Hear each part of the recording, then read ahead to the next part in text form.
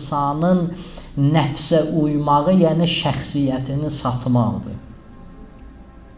Bir zülmə uyursan, nə edirsən? Şəxsiyyətini satırsan. Şeytana insan şəxsiyyətini satır. Həvaya nəfsinə nə edir? Öz şəxsiyyətini satır.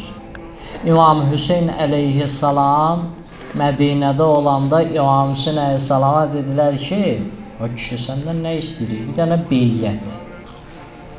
Heç nə istəmir.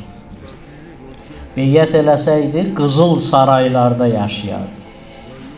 Həzrəti İmam Hüseyn əleyhissalama deyirlər ki, gəl beyyət elə. Buyurur, nəhnu min əhlil beytil kəramə.